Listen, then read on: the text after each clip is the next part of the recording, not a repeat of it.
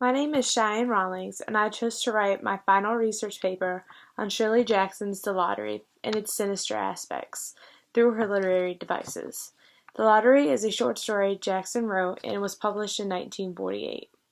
The Lottery is based in a small town where villagers host an annual drawing in which most everyone draws a slip of paper to determine their unknown fate. Throughout the Lottery, Jackson uses the description as to the time of day, activities, and appearances to depict the setting and time period. Jackson introduces Tessie Hutchinson, a character much like Jackson in her own life, a character who makes a mockery out of the lottery.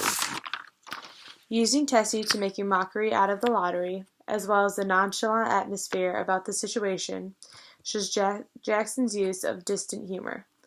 The type of writing style Jackson had was rather abnormal, especially for a housewife. Many of Shirley Jackson's writings were based off of the hardships and delights of housewives during the 1940s.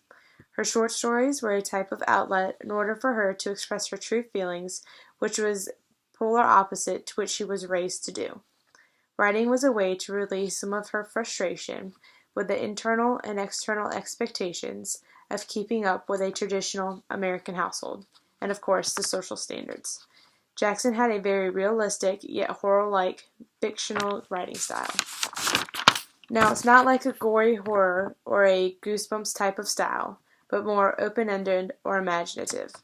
Shirley Jackson left it up to the reader to determine what the ending was. Did they stone Tessie, or did they revolt against the leaders? The ability to allow a reader to build their own story shows how powerful of a writer Jackson really was. Another important part Jackson included in the lottery was giving the opportunity for change. By that I mean there were many opportunities where someone could have said, "No more, we deserve better than this." Or she included statements like, "Lottery in June, corn be heavy soon." Statements and actions like these can relate back to her life as a housewife, the desire to revolt, but fear of change to upset the norm. Jackson uses many forms of literary devices, such as irony, symbolism, and foreshadowing.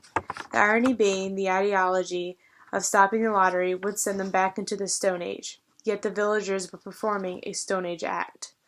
Symbolism such as tradition, in which the lottery goes unquestioned simply because it has been what they've done for years and years, and are afraid to deter from it, which again relates back to Jackson's own life and fear of the norms of being a housewife.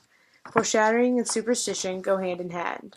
Lottery in June, corn be heavy soon, furthermore forces the villagers to be fearful that ending the lottery will in turn end their livelihood. Writing styles and use of description and literary devices are very important factors that should be taken into consideration when reading a literary work. Shirley Jackson's struggle with her own life has a strong connection with all of her writings.